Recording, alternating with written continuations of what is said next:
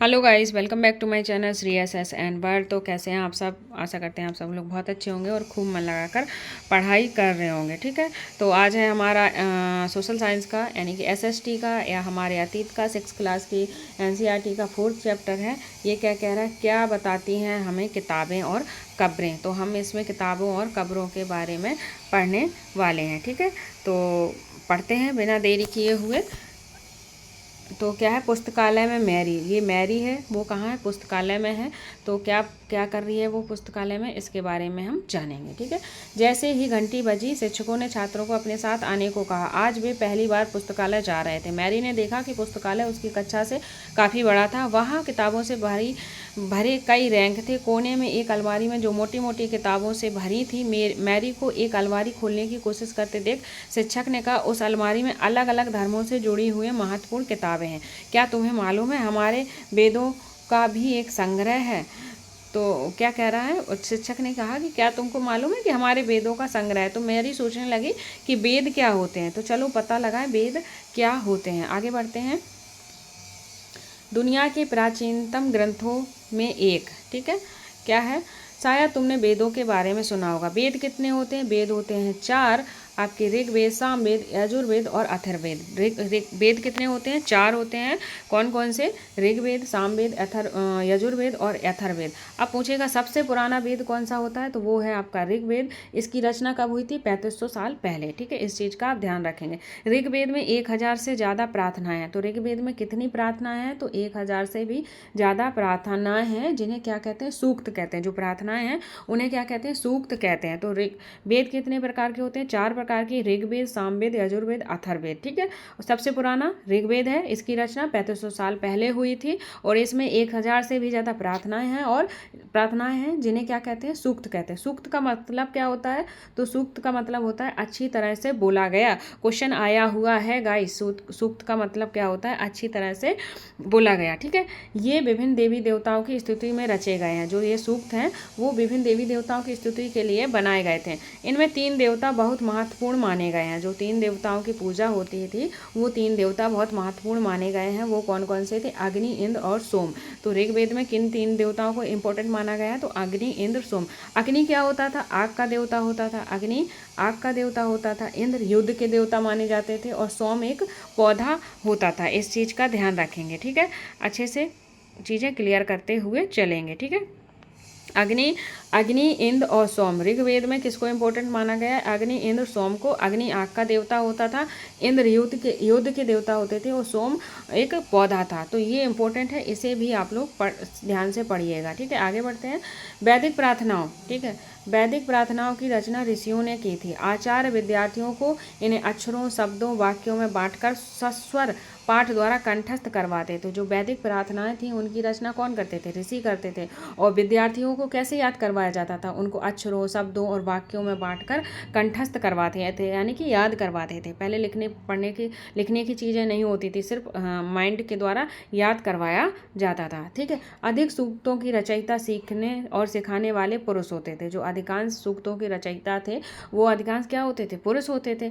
कुछ प्रार्थनाओं की रचना महिलाओं ने भी की। अगर क्वेश्चन आ जाता है कि केवल पुरुषों ने किया तो गलत हो जाएगा।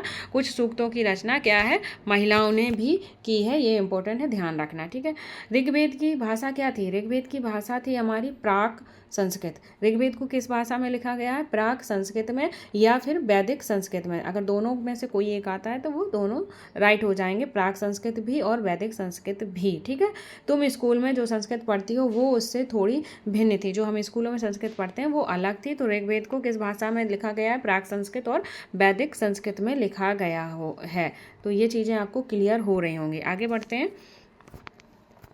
अगर सेशन पसंद आ रहा है तो प्लीज़ लाइक करें, शेयर करें एंड सब्सक्राइब करें। ठीक है, आगे बढ़ते हैं। संस्कृत और अन्य भाषाएं, ये वाला जो बॉक्स है ये इंपॉर्टेंट हो जाता है। कैसे इंपॉर्टेंट हो जाता है देखिएगा। ये एक मिनट। तो संस्कृत भाषा क्या कह रहा है? संस्कृत भाषा भारोपीय यानी कि भारत यूरोपीय यानी कि संस्कृत भाषा भारोपीय भाषा परिवार की हिस्सा है। जो संस्कृत भाषा है वो किसका हिस्सा है? भारोपीय परिवार की हिस्सा है। इस चीज़ का ध्यान रखेंगे। संस्कृत भाषा भारोपीय परिवार का हिस्सा है। ठीक है, आगे बढ़ेंगे।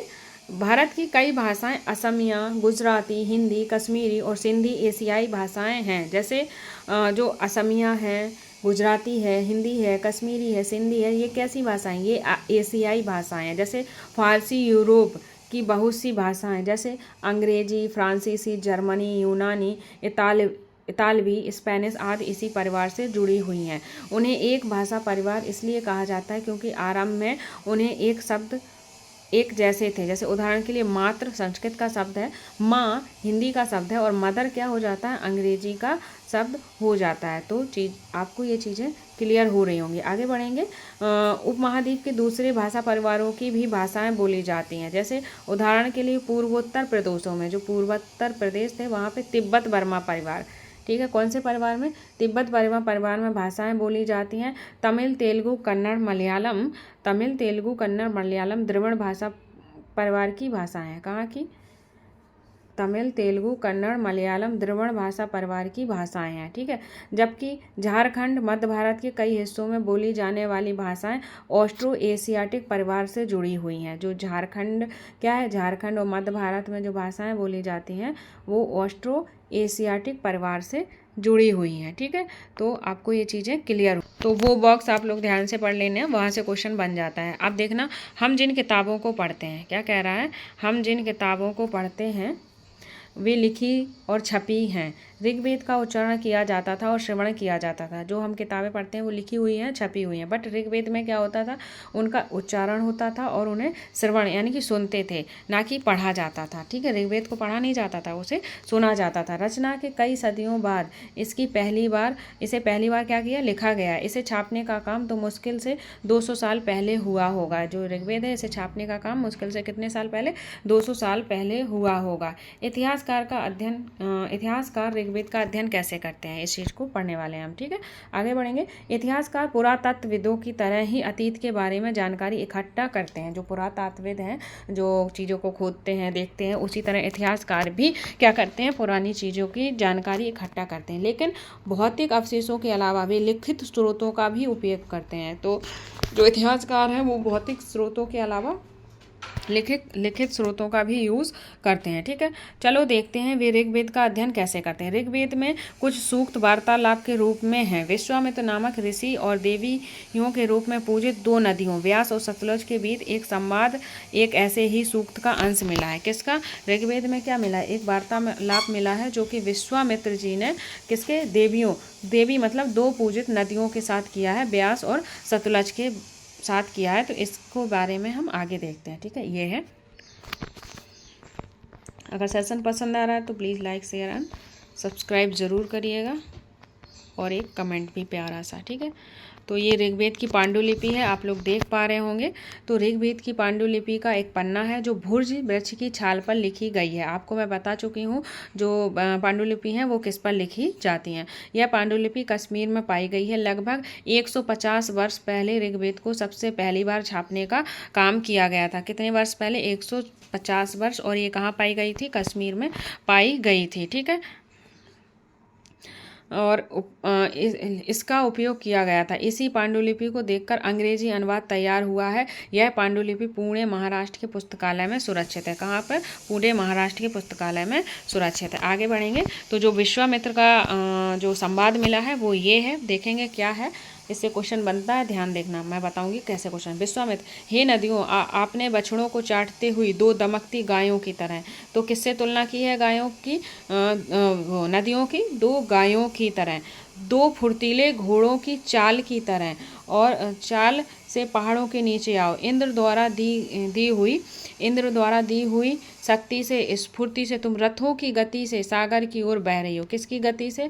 रथों की गति से सागर की ओर बह रही हो। तुम जल से परिपूर्ण हो, एक दूसरे से मिल जाना चाहती हो। तो किससे की है? दो जानवरों। अगर क्वेश्चन बनता है कि विश्वामित्र जी ने किन दो नदियों की तुलना गायों और घोड़ों से की है, तो वो है ब्यास और सतलज। अगर क्वेश्चन आता है कि ब्यास और सतलज को किन जानवरों से तुलना की गई है, तो वो हो जाते हैं गाय और घोड़ा, ठीक है। इस चीज़ को आप ध्यान रखेंगे। आगे बढ़ेंगे। आगे क्या है? आगे कह रहा है कि नदियों नदियाँ क्या कहती हैं, जल से भरपूर हम देवताओं के बनाए रास्ते पर चलती हैं। नदियाँ कह रही हैं, एक बार निकलने पर हमें रोका नहीं जा सकता। हे ऋषि, तुम हमसे प्रार्थना क्यों कर रहे हो। नदियाँ कह रही हैं, हे ऋषि, आप हमसे प्रार्थना क्यों कर रहे हो। अब विश्वामित्र क्या कह रहे हैं, विश्वामित्र जी कह रहे हैं, हे बहनों, मुझ गायक की प्रार्थना सुनो। मैं रथों और गाड़ियों सहित बहुत दूर से आया हूँ। कृपा करके अपने जल को हमारे रथों और गाड़ियों की धुरी के ऊपर ना उठाओ, ताकि हम आसानी से उस पार जा सकें। नदियाँ कहती हैं, हम तुम्हारी प्रार्थना सुनेंगे, जिससे तुम सब सुरक्षित उस पार जा सको। ठीक है, तो ये प्रार्थना थी, ये सूक्त थे पिछले। ठीक है, आगे बढ़ेंगे। इतिहासकार यह बताते हैं कि यह प्रार्थना उस क्षेत्र में रची गई होगी जहाँ ये नदियाँ बहती होंगी। वे यह भी सुझाते हैं कि जिस समाज में ऋषि रहते थे वहाँ घोड़े और गायों को बहुत अधिक महत्व दिया जाता था, इसलिए नदियों की तुलना किससे की गई है, घोड़े और गायों से की गई है। ऋग्वेद की प्रार्थनाओं में अन्य दूसरी नदियाँ, खासकर सरस्वती, सिंधु और उसकी सहायक नदियों का भी जिक्र किया गया है। ध्यान रखना, किसका किसका ऋग्वेद में जिक्र है, सिंधु नदी, सरस्वती, सिंधु और उसकी सहायक नदियों का। गंगा और यमुना का उल्लेख सिर्फ एक बार किया गया है ऋग्वेद में। तो ये इंपॉर्टेंट पॉइंट है, इससे क्वेश्चन आएगा, तो ध्यान रखेंगे। गंगा और यमुना का ऋग्वेद में कितनी बार उल्लेख है, सिर्फ एक बार उल्लेख मिलता है। ठीक है, आगे बढ़ते हैं। आगे बढ़ने में क्या पढ़ने वाले हैं हम आगे, मवेशी, घोड़े और रथों के बारे में पढ़ने वाले हैं। ये क्या थे, ठीक है, इनका क्या महत्व था। तो देखिए, मवेशी, घोड़े और रथ, मवेशी, घोड़े और रथ। ठीक है, तो ऋग्वेद में मवेशियों, बच्चों, खासकर पुत्रों और घोड़ों की प्राप्ति के लिए अनेक प्रार्थनाएं होती थी। जो ऋग्वेद था वहाँ पे ऋग्वेद में मवेशियों के लिए, बच्चों के लिए और घोड़ों की प्राप्ति के लिए क्या की जाती थी, प्रार्थना की जाती थी। घोड़ों को लड़ाई में रथ खींचने के काम में लाया जाता था। इन लड़ाइयों में मवेशी जीत कर लाए जाते थे। जो ये लड़ाइयाँ थी ऋग्वेद में, जो प्रार्थनाएं होती थी, वो मवेशियों और बच्चों और घोड़ों को प्राप्त के लिए होती थी। और लड़ाई में जो रथ थे, घोड़े रथ खींचने के काम आते थे, और जो लड़ाई होती थी वहाँ से क्या जीत कर लाते थे, मवेशी, यानी कि जो गाय भैंसे बछड़े होते हैं, इन्हें जीत कर लाया जाता था। ठीक है, लड़ाइयाँ वैसे जमीन के लिए भी लड़ी जाती थी, तो जमीन के लिए भी लड़ाइयाँ लड़ी गई हैं। ये ध्यान से सुनना, इससे स्टेटमेंट बनेगा, इससे स्टेटमेंट बेस्ड क्वेश्चन बन जाते हैं। जहाँ अच्छे चारागाह हों या जहाँ पर जौ जैसी जल्दी तैयार हो जाने वाली फसलों को उपजाया जा सकता हो। ठीक है, क्या हो, अच्छे चारागाह हो और जौ जैसी, यानी कि जावा जैसी फसलें जल्दी से उगाई जा सकती हूँ। ठीक है, आगे बढ़ेंगे। कुछ लड़ाइयाँ पानी के स्रोतों और लोगों को बंदी बनाने के लिए भी लड़ी गई हैं। तो ध्यान रखना, पानी के स्रोतों और लोगों को बंदी बनाने के लिए भी लड़ी गई हैं। मवेशियों के लिए, जमीन के लिए, पानी के स्रोतों के लिए और बंदी बनाने के लिए भी लड़ाइयाँ लड़ी गई हैं। ठीक है, आगे बढ़ेंगे। युद्ध में जीते गए धन का कुछ भाग सरदार रखता था। तो जो युद्ध में धन जीता जाता था उसका कुछ भाग सरदार रखता था, कुछ पुरोहित को दिया जाता था, शेष धन आम लोगों में बांट दिया जाता था। तो ये ऋग्वैदिक काल में चीज़ें चल रही थी, इस चीज़ का ध्यान रखेंगे। आगे बढ़ेंगे। कुछ धन यज्ञ करने के लिए भी प्रयुक्त किया जाता था। जो कुछ धन था वो यज्ञ के लिए भी रखा जाता था। ठीक है, जो जीता जाता था धन युद्धों में, तो वो क्या कहते थे, जो योद्धा रखते थे, कुछ पुरोहित रखते थे, कुछ शेष आम जनता रखती थी, और कुछ क्या करते थे, यज्ञ के लिए रखते थे। यज्ञ की आग में आहुति दी जाती थी। यज्ञ की आग में जो आहुति दी जाती थी वो किसे दी जाती थी, वो देवी देवताओं को दी जाती थी। आहुति किसकी किसकी होती थी, घी की, अनाज की, और कभी कभी जानवरों की भी आहुति दी जाती थी। ठीक है, जानवरों की आहुति दी जाती थी। ये इंपॉर्टेंट हो जाता है क्योंकि अधिकांश बच्चों को पता नहीं रहता है। ठीक है, आगे बढ़ेंगे। अधिकांश पुरुष इन युद्धों में भाग लेते थे। अधिकांश क्या होता था, पुरुष इन युद्धों में भाग लेते थे। कोई स्थायी सेना नहीं थी। ऋग्वैदिक काल में क्या था, स्थायी सेना नहीं थी। ठीक है, लेकिन लोग सभाओं में मिलते जुलते थे और युद्ध व शांति के विषय में सलाह मशवरा करते थे। वहाँ ये ऐसे लोगों को अपना सरदार चुनते थे जो बहादुर और कुशल होते थे। ठीक है, तो ये लोग क्या करते थे, सभाएं भी करते थे, युद्ध शांति के विषय में बात भी करते थे, और सरदार चुनते थे जो बहादुर और कुशल होता था। ठीक है, लेकिन इनकी क्या थी, स्थायी सेना नहीं थी। इस चीज़ का आप ध्यान रखेंगे। ठीक है, आगे बढ़ेंगे। लोगों की विशेषता बताने वाले शब्द, आगे बढ़ते हैं। लोगों का वर्गीकरण काम, भाषा, परिवार और समुदाय, निवास स्थान और सांस्कृतिक परंपरा के आधार पर हुआ था। तो लोगों का वर्गीकरण था किस किस के आधार पर, काम के आधार पर, भाषा, परिवार, समुदाय, निवास स्थान और सांस्कृतिक परंपरा के आधार पर था। ऋग्वेद में लोगों की विशेषता बताने वाले कुछ शब्दों को देखो। ठीक है, आगे देखेंगे। ऐसे दो समूह जिनका वर्गीकरण काम के आधार पर किया गया, पुरोहित, जिन्हें कभी कभी ब्राह्मण कहा जाता है। तो कौन कौन से समूहों का? 2 समूहों का वर्गीकरण किया गया। एक तो पुरोहित, जिन्हें क्या कहा जाता है? कभी कभी ब्राह्मण कहा जाता है। ये तरह तरह के यज्ञ और अनुष्ठान करवाते हैं। दूसरे लोग थे हमारे राजा। तो ऋग्वेद में 2 समूहों का वर्गीकरण पुरोहित और राजा में किया गया था। ठीक है, आगे बढ़ते हैं। ये राजा वैसे नहीं थे जिनके बारे में तुम बाद में पढ़ोगे।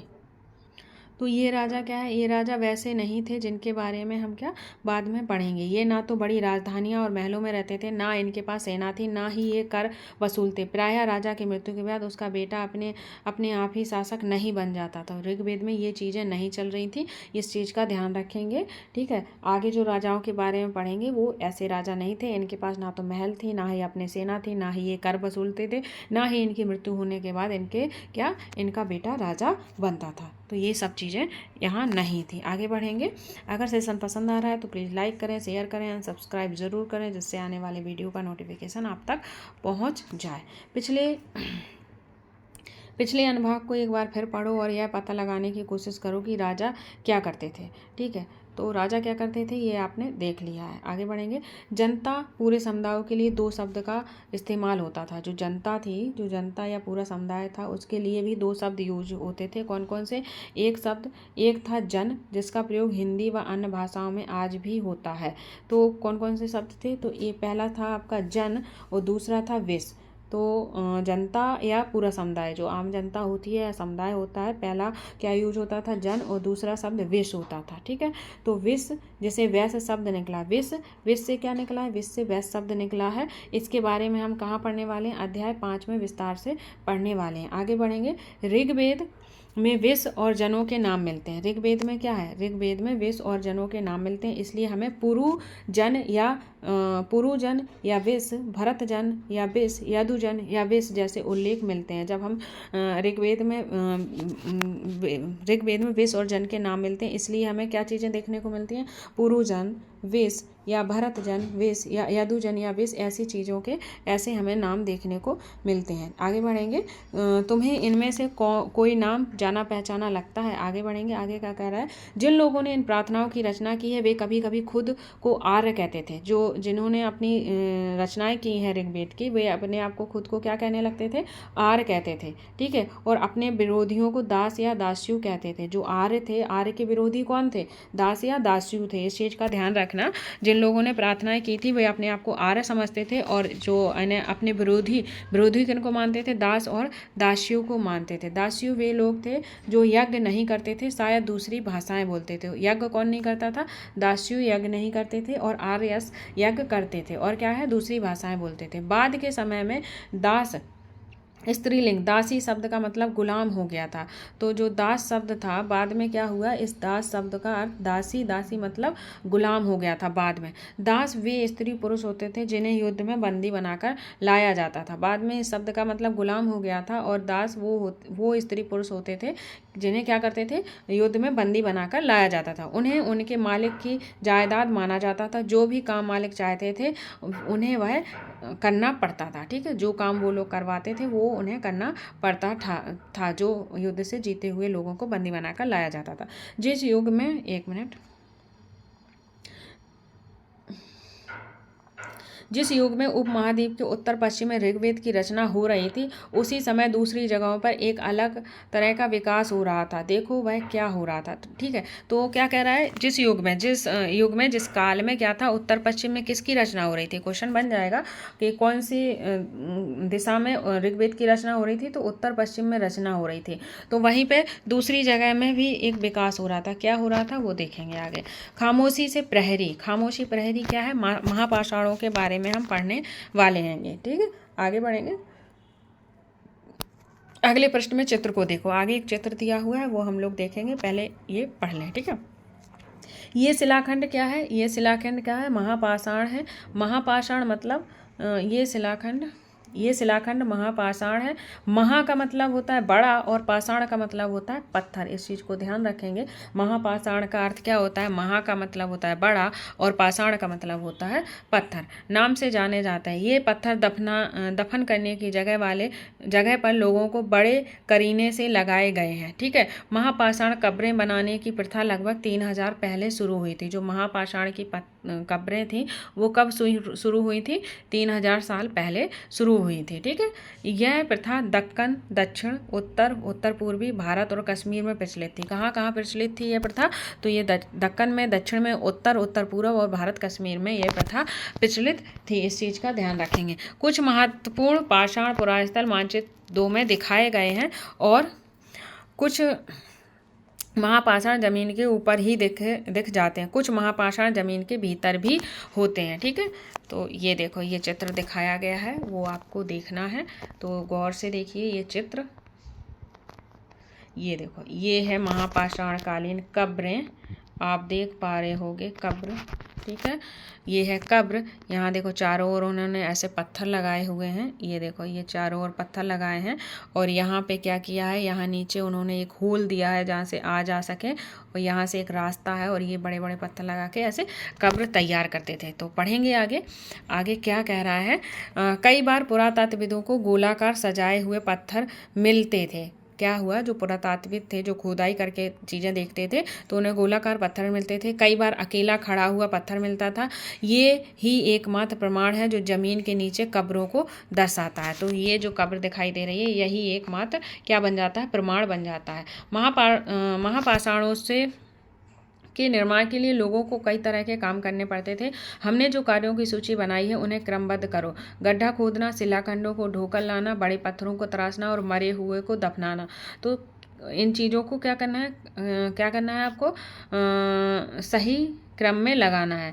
शिलाखंडों को ढोकर लाना। तो देखो, सबसे पहले क्या करेंगे? शिलाखंड लाएंगे, गड्ढा खोदेंगे, शिलाखंड लाएंगे, फिर पत्थरों को तराशेंगे। उसके बाद जो व्यक्ति मर गया है उसे दफनाएंगे। ठीक है। आगे बढ़ेंगे।